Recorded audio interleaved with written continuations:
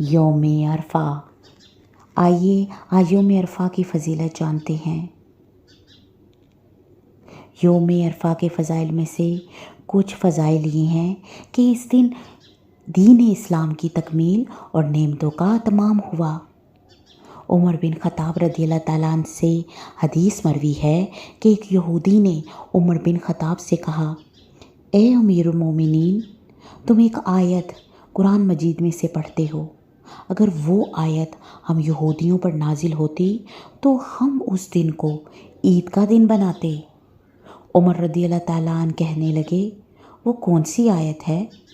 اس نے کہا، سورۃ المائدہ کی یہ آیت، آج میں نے تمہارے لیے تمہارے دین کو کامل کر دیا اور تم پر اپنا انعام بھرپور کر دیا اور تمہارے لیے اسلام کے دین ہونے پر رضامند ہو گیا۔ تو عمر رضی اللہ تعالیٰ عنہ فرمانے لگے، ہمیں اس دن اور جگہ کا بھی علم ہے جب یہ آیت نبی صلی اللہ علیہ وآلہ وسلم پر نازل ہوئی۔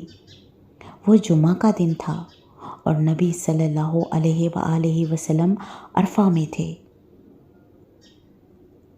نبی صلی اللہ علیہ وآلہ وسلم نے عرفہ کے دن کی فضیلت کو یوں فرمایا، یوم عرفہ اور یوم النحر اور ایام تشریق ہم اہل اسلام کی عید کے دن ہیں اور یہ سب کھانے پینے کے دن ہیں۔ اسے اصحاب السنن نے بھی روایت کیا ہے اور عمر بن خطاب رضی اللہ تعالیٰ عنہ سے مروی ہے کہ انہوں نے فرمایا، یہ آیت جمعہ اور عرفہ والے دن نازل ہوئی، یہ دونوں ہمارے لیے عید کے دن ہیں۔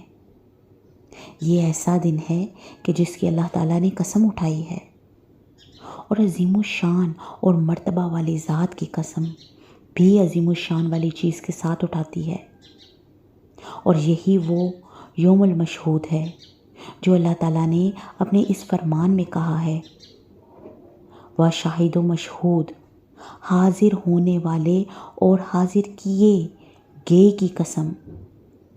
ابو ہریرہ رضی اللہ تعالیٰ عنہ بیان فرماتے ہیں کہ نبی صلی اللہ علیہ وآلہ وسلم نے فرمایا، یوم موعود قیامت کا دن اور یوم مشہود عرفہ کا دن اور شاہد جمعہ کا دن ہے۔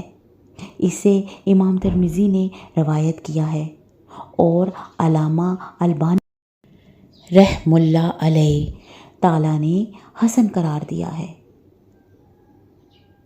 اور یہی دن الوتر بھی ہے جس کی اللہ تعالیٰ نے اپنے اس فرمان میں قسم اٹھائی ہے، والشفع والوتر، اور جفت اور طاق کی قسم۔ ابن عباس رضی اللہ تعالیٰ عنہ کہتے ہیں، الشفع عید الاضحیٰ اور الوتر یوم عرفہ ہے۔ اکرمہ اور ضحاک رحمہ اللہ تعالیٰ کا قول بھی یہی ہے۔